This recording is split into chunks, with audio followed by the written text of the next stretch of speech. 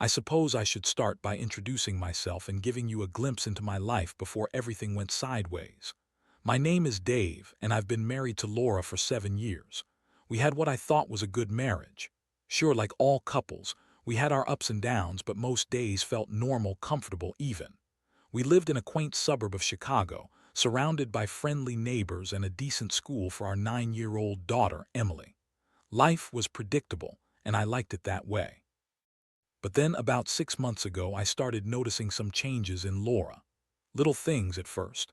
She seemed more preoccupied, often lost in thought when she came home from work. Her laughter didn't reach her eyes as it used to, which I attributed to stress at her job. Laura works as a marketing manager, and I figured the pressure was getting to her. Initially, I tried to be supportive. I'd make dinner, help Emily with her homework, and encourage Laura to take time for herself. But soon enough, things began to feel off. She started spending late nights at work, claiming she had deadlines to meet. I couldn't be mad about her ambition. After all, I admired that about her. But then came the late-night phone calls. I'd hear her whispering too quietly for me to catch who was on the other end. One Friday night, I decided to dig a little deeper. I found some receipts in her purse from a fancy restaurant across town. We hadn't eaten there together in months. When I asked Laura about it, she brushed it off, saying it was a work thing, a dinner with clients. I wanted to believe her. Fast forward a couple of weeks, and I'm sitting in my office one evening, working late while Emily was at her friend's house. The house felt eerily quiet, so I decided to scroll through social media to pass the time.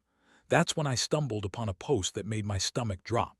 A picture of Laura smiling widely with a man I didn't recognize, his arm wrapped around her shoulder as they stood outside that same restaurant. The caption: "Blessed to have amazing friends in my life. Feeling grateful." My heart raced. I felt a mix of emotions, disbelief, anger, and a deep, gnawing anxiety. I clicked on the man's profile. He was a local priest. Father Tom. I had no idea she was even associated with him. As I looked through his feed, I found several photos of Laura from different events. Each smile felt like a dagger piercing through my heart. I felt betrayed, exposed, and helpless. That night I confronted her. I was shaking with a mix of adrenaline and rage, pacing back and forth as she walked in. I couldn't hold back. "Laura, who the hell is Father Tom?" I shouted, the words tumbling out before I could think rationally. Her response was immediate, a mix of shock and a poorly disguised defensiveness. "What, Dave, are you spying on me?" she replied, rolling her eyes as if I were the unreasonable one. I didn't back down. I told her about the post, about the receipts, and asked for the truth. The facade she had built up crumbled, and what followed was a whirlwind of excuses and lies.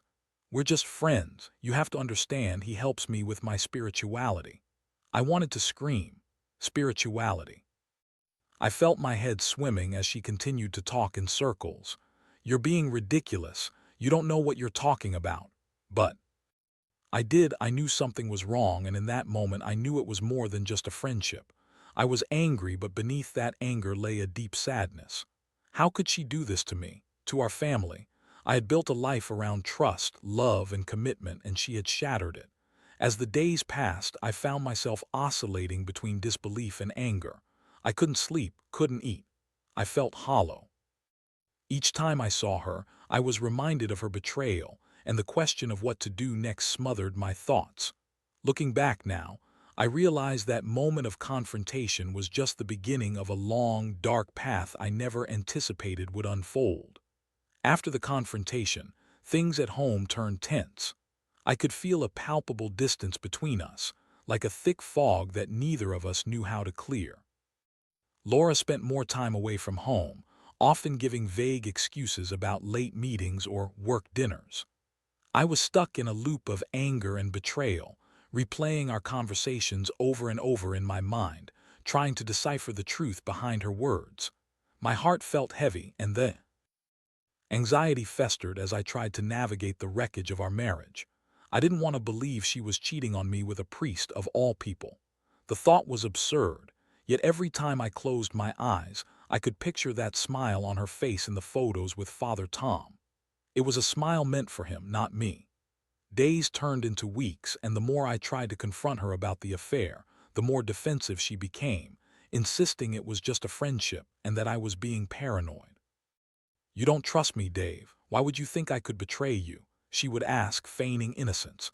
It infuriated me, but I felt trapped. I didn't want to create a scene in front of our daughter, Emily. I had to keep a semblance of normalcy for her sake. One evening, I decided to take matters into my own hands. I couldn't live in this limbo of uncertainty any longer.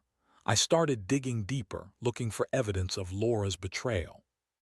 I checked her phone when she left the room. Her text messages were locked, but I managed to see snippets of conversations with Father Tom, filled with inside jokes and playful banter. The carefully curated facade of just friends was becoming less convincing by the day. The turning point came on a Saturday morning when I was cleaning the garage. I found an old box of papers that Laura had stashed away. Inside, I discovered a collection of her journals from the past year. I hesitated for a moment, knowing it was an invasion of privacy, but curiosity got the better of me. As I flipped through the pages, my heart sank with every word. The entries were filled with emotional turmoil, reflecting her discontent in our marriage. But what struck me the hardest was a passage where she described her friendship with Father Tom. She referred to him as a breath of fresh air, someone who understood her in ways Dave never could. It was as if she had been writing a love letter to him, hiding it behind a veil of confusion and self-pity. The betrayal hit me like a punch to the gut. When Laura returned home, I confronted her again, presenting the journal as evidence. Her facade cracked for a moment. I saw the guilt flash across her face before. She turned defensive. "You had no right to read my journal, that was private." I replied, "Private? You're sharing your soul with a priest, Laura. What do you expect me to think?" The argument escalated quickly. Laura claimed she was unhappy that I had become complacent and distant. It was as if she was trying to shift the blame onto me. I couldn't believe what I was hearing. I felt like I was drowning in a sea of her lies and manipulation. In the days that followed, I decided I couldn't just sit back and let her walk all over me. I needed to do something, anything, to regain control over my life and find a way to expose the truth. The thought of revenge began to simmer in the back of my mind. I wanted her to feel the weight of her actions, to understand the consequences of her betrayal. The plan formed slowly as I contemplated my options. I could confront Father Tom directly, but that seemed too simple. I wanted the scandal to unfold in a way that would force both of them to face the truth publicly. I started thinking about how I could reveal the affair in a way that would expose their hypocrisy while causing the maximum amount of embarrassment. It was time to take matters into my own hands. I spent sleepless nights crafting a plan. I started gathering evidence, screenshots of her texts, the photos from social media, and even snippets of conversations I'd overheard. My heart raced as I thought about how I would execute my revenge. I had to be careful. I didn't want to hurt Emily in the process. She was my priority, but I knew I had to make Laura face the consequences of her actions. The betrayal had turned my world upside down, and I was no longer the passive husband waiting for answers. I was going to ensure that both Laura and the priest would be held accountable for their choices. The stage was set, and I was ready to unleash the truth. With my plan set in motion, I felt a surge of adrenaline coursing through my veins. I was tired of feeling like the victim in my own life. It was time to take control and show Laura and Father Tom that their actions had consequences. But I also knew I had to execute this carefully. I needed to gather enough evidence and ensure that when I revealed the affair, it would be undeniable. I started by reaching out to a few friends who lived in the neighborhood. I casually mentioned a few of Laura's late-night outings, perhaps hinting at how strange it was that she seemed to be getting close to Father Tom. I wanted to sow the seeds of doubt in their minds, preparing the ground for what was to come. Little did they know, my plan was much bigger than a simple gossip session. I spent the next week meticulously gathering evidence. I went through Laura's social media, taking screenshots of posts where she tagged Father Tom. Each photo displayed their camaraderie as if they were the perfect couple. I saved everything: the texts I had seen, the journal entries, and even the incriminating receipts from that restaurant. I wanted every detail to be crystal clear when the moment came. The turning point came when I decided to confront Father Tom directly. I knew it was risky, but I needed to understand how deep this went. I found out that he held a service at the church every Sunday morning, so I showed, pretending to be a concerned parishioner. As I walked in, I felt my heart pounding in my chest. This man was not only betraying me, but he was also misusing his position in the community. I could feel the anger bubbling beneath my skin. After the service, I approached him, feigning innocence.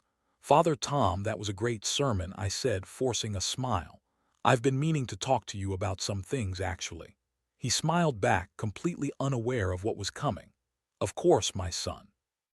What's on your mind?" I took a deep breath, preparing myself for the confrontation. "I've heard you've become quite close with my wife, Laura." His smile faltered for just a moment, but he quickly regained his composure. "Laura is a wonderful person. She has a generous heart." I pressed on. "Generous, indeed. I've seen her out with you several times. Could you tell me exactly what your friendship entails?" Father Tom shifted uncomfortably, trying to maintain his priestly demeanor. "It's purely platonic. We discuss spirituality and help each other grow." I couldn't hold back any longer. "Grow? Is that what you call it? Because it sounds more like an affair to me." His eyes widened, realizing I wasn't just some random parishioner. I could see the gears turning in his mind, trying to figure out how to extricate himself from this conversation, but I wasn't backing down. "You're a married man, Father. How dare you betray your vows and mine?" He stuttered for a moment, but ultimately collected himself. "I think you're misunderstanding the nature of our relationship." I forced a laugh, filled with contempt. "Misunderstanding? No, Father, I have the proof. I will make sure the entire community knows the truth." With that, I left him standing there, his face pale. I could almost hear the panic rising in him as I walked away. I knew I had struck a nerve, and I felt a sense of satisfaction knowing I had put him on notice.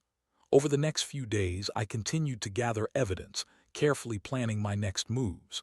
I enlisted the help of a friend, Mike, who worked in media. I confided in him about my situation and my plans to expose both Laura and Father Tom. He was horrified at first, but ultimately agreed to help.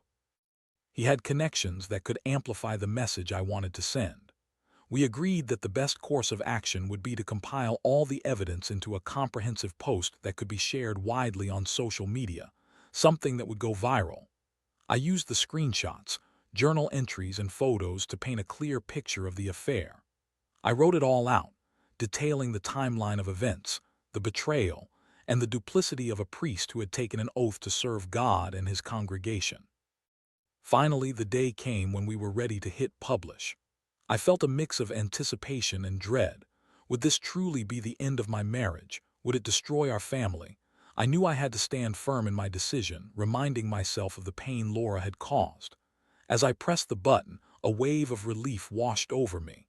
I had taken my power back, and there was no turning back now. I watched as the post began to gain traction, likes and shares pouring in. The comments started rolling in, some expressing support, others in disbelief. I felt exhilarated and terrified. I had no idea how Laura would react or what fallout awaited us, but this was my chance to expose the truth and reclaim my dignity. The moment I hit publish, I felt a mix of adrenaline and anxiety flooding my system. I spent the next few hours glued to my phone, refreshing the post to see how it was being received. As the likes and shares increased, my heart raced. The comments ranged from supportive to incredulous. Some people couldn't believe that a priest would betray his vows like this, while others expressed anger towards Laura for her deception. Late that night, I couldn't sleep. I lay awake, staring at the ceiling, replaying the events of the day in my mind. I heard Emily snoring softly in her room down the hall, and it struck me just how much my decisions could impact her. I had to tread carefully. I didn't want my daughter caught in the crossfire of adult mistakes. The next morning, I heard Laura stirring as I got up to make coffee. I felt my stomach tighten as I braced myself for what was to come. Would she have seen the post? Would she confront me? When she finally came downstairs, her expression was unreadable. I tried to act nonchalant, but I could feel the tension in the air. We exchanged pleasantries, but I sensed that the elephant in the room loomed larger than ever. Just as I was pouring myself a cup of coffee, my phone buzzed with a notification. I looked down to see the first wave of backlash coming in. Laura had seen the post. Her reaction was immediate. "You did this!" she shouted, the fury emanating from her like heat from a fire. I took a deep breath, preparing myself for the storm. "Yes, I did. You brought this on yourself with your lies and deceit, Laura." The conversation quickly spiraled into chaos. She accused me of being vindictive, of ruining her life. "This has nothing to do with you, Dave. You're the one who pushed me away. I needed someone to talk to," she yelled, her voice rising. "Someone to talk to? You mean someone to cheat with?" I retorted, my anger flaring. "You could have talked to me. You chose to betray me instead." The fight escalated, with Laura throwing accusations about my lack of affection and attention. I had to bite my tongue, reminding myself that I was the one who had been wronged. I was ready to engage in a battle that could tear our family apart, but I needed to keep my cool. As the argument escalated, I noticed her phone buzzing incessantly. I caught a glimpse of notifications lighting up the screen, and it became clear that people were reaching out to her about the post. I could feel the fury bubbling inside her. She was losing her grip on her carefully constructed world. "People are talking about this. They're saying horrible things," she shrieked, her face flushed with anger and embarrassment. "That's what happens when you betray your marriage vows, Laura. You can't expect people to stay silent about it," I replied calmly, trying to keep my emotions in check. As the day wore on, the fallout from the post continued to ripple through our lives. Friends and family reached out, some expressing support, others voicing disbelief or judgment. Laura was losing control, and I couldn't help but feel a sense of vindication. The truth was coming to light, and I was finally getting the justice I craved. That evening, while Emily was at her friend's house, I found myself sitting on the couch, staring at the news feed on my phone.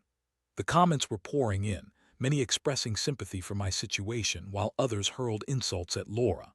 I felt guilty watching the chaos unfold, but the hurt and betrayal I had endured for months outweighed that guilt.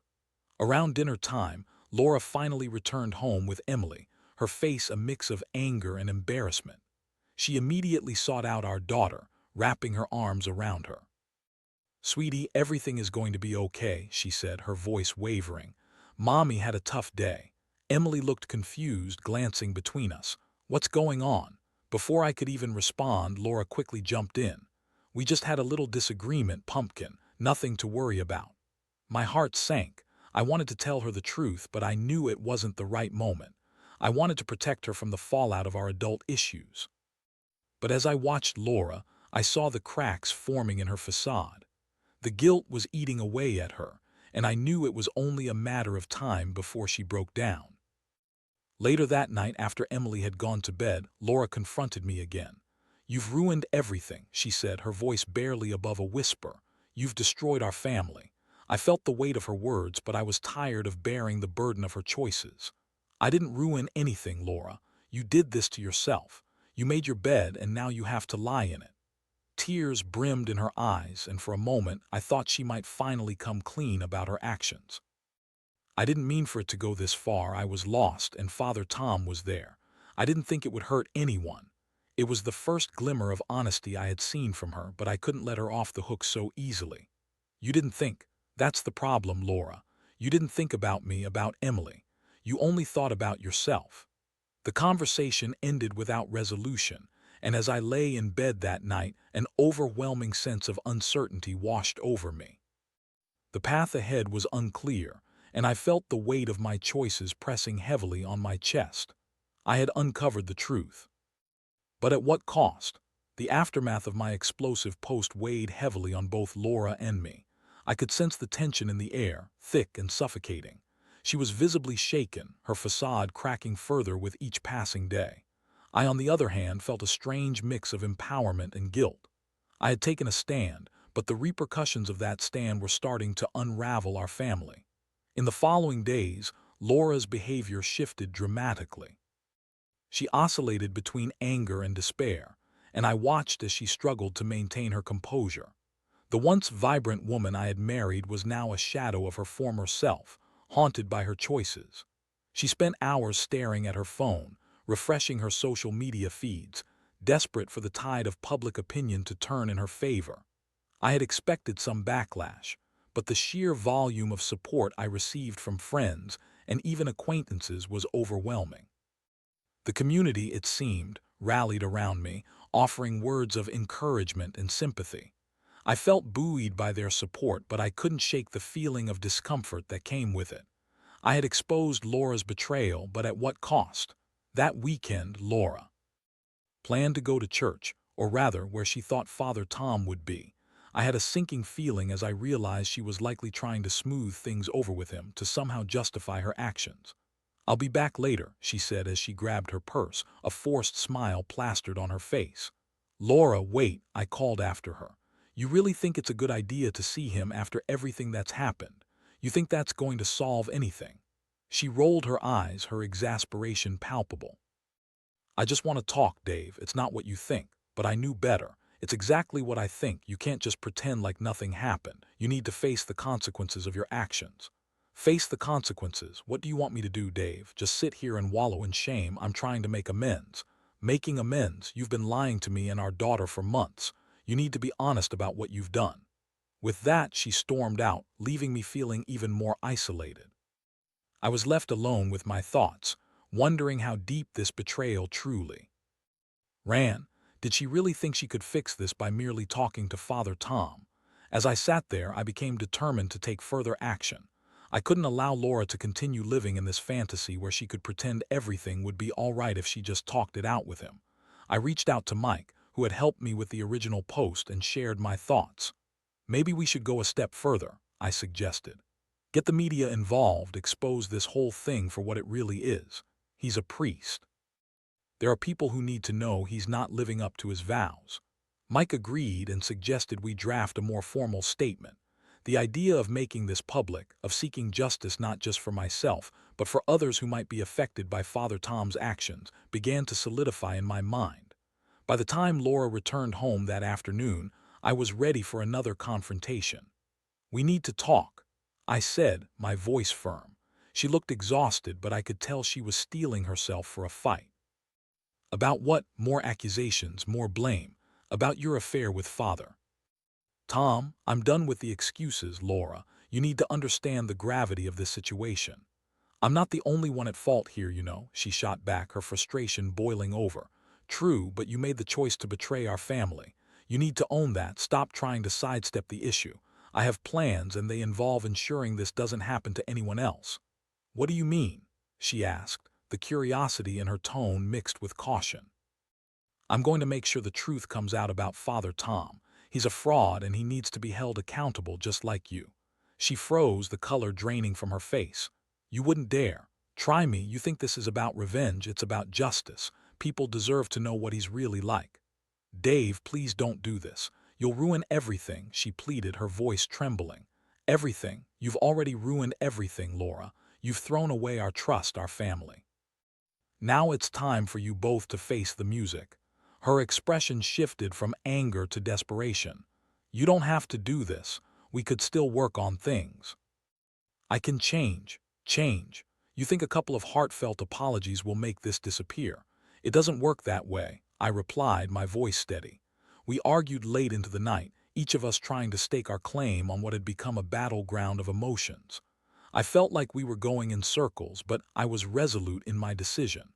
The next day, I reached out to Mike again, asking him to help me prepare my statement for release.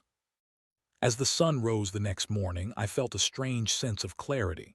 I was no longer just the victim. I was taking charge of my narrative. The truth would come out one way or another, and I was ready to face whatever consequences came next. The following days were a whirlwind. Mike and I finalized the statement I would release, making sure it was clear, concise, and packed with all the evidence I had gathered. We had included screenshots, journal excerpts, and a timeline that revealed not just the affair, but also the manipulative behavior of both Laura and Father Tom. I had made sure to frame it in a way that emphasized the impact of their actions, not just on me but on our community and the trust people placed in a priest. The day of the release arrived. I felt a mix of anxiety and determination as I prepared to hit the send button. I knew this could lead to serious consequences for both Laura and Father Tom, and I wasn't sure how far the fallout would reach. But I had to remind myself that their choices had led us here. I was reclaiming my power, and I would not let fear dictate my actions any longer. As I published the statement, my heart raced. The first few comments rolled in almost instantly, echoing support and disbelief. Some people expressed shock that Father Tom could betray his vows and lash out at Laura, while others shared their own experiences of betrayal. It felt surreal, knowing I was not alone in this fight. I had anticipated Laura's reaction, but seeing her in person was a different experience altogether. She came home that evening, clearly rattled. Her eyes were red and I could tell she had been crying. "Dave, please," she pleaded, her voice shaky. "I didn't expect you to go this far. You're hurting." Everyone. Laura, you're the one who hurt everyone," I shot back, feeling the anger rise again. "You made your choices and now you have to face the consequences. You can't keep trying to shift the blame onto me." Her face fell and I could see the weight of what she had done finally sinking in. "I thought you'd want to work on this. I thought we could figure things out. I didn't want it to come to this," she whispered, her voice barely above a whisper. My heart ached for the woman I had married, but I also felt a surge of clarity. "You can't just undo what you've done, Laura. I've tried to understand, but this isn't something we can just fix with a conversation. You need to take responsibility for your choices." The next few weeks were turbulent. News of the affair spread quickly, and I found myself at the center of both sympathy and scrutiny from our community. Some people praised me for standing up for myself and exposing the truth, while others chose to defend Father Tom, claiming he was a good man who had made a mistake. Laura became a ghost of her former self, retreating into herself as friends distanced from her. I could see the guilt gnawing at her. Emily noticed the change in her mother, often asking questions that broke my heart. I had to balance protecting my daughter's innocence while also being honest about the reality of our situation. One Saturday morning, I found Laura sitting at the kitchen table, staring blankly at the wall. I hesitated for a moment before approaching her. "Are you okay?" I asked softly, unsure of how to navigate this new dynamic. She looked up, her eyes filled with sorrow. "No, Dave, I'm not okay. I'm ashamed. I've messed everything up. Laura, you've hurt our family in ways I can't even begin to describe, but I also need you to understand that this is not just about us. It's about Emily and how all of this affects her." "I know," she said, tears streaming down her cheeks. "I'm so sorry. I never meant for any of this to happen. I just got lost." "I don't know if we can come back from this," I admitted. "You need to truly reflect on your choices and what you want moving forward." In the following weeks, Laura began attending therapy sessions, seeking help to process her actions and the impact they had on our family. I didn't know if it would lead to a reconciliation, but I could see she was finally starting to take responsibility for her mistakes. As for me, I focused on rebuilding my own strength. I leaned on friends who supported me throughout this ordeal, finding solace in their company. I dove into work, channeling my emotions into something productive and healthy. One evening, as I tucked Emily into bed, she looked up at me and asked, "Daddy, is Mommy going to be okay?" I took a deep breath, trying to find the right words. "Mommy loves you very much and she's working on being better. We all make mistakes, but what matters is that we learn from them." She nodded, accepting my answer, though I could see the worry in her eyes. Months passed, and slowly but surely, the storm that had engulfed our lives began to settle. Laura and I found ourselves in a new, unfamiliar space, navigating co-parenting and healing. I had to remind myself that healing would take time, not just for her but for me too. In the end, I learned that betrayal doesn't just shatter trust, it forces you to confront your vulnerabilities and rebuild from the ground up. Life can deal harsh blows, but it also offers opportunities for growth and understanding. As I reflect on this journey, I hope others facing similar situations can find strength in vulnerability, knowing they have the power to reclaim their narrative. And with that, I close this chapter, ready to embrace whatever comes next.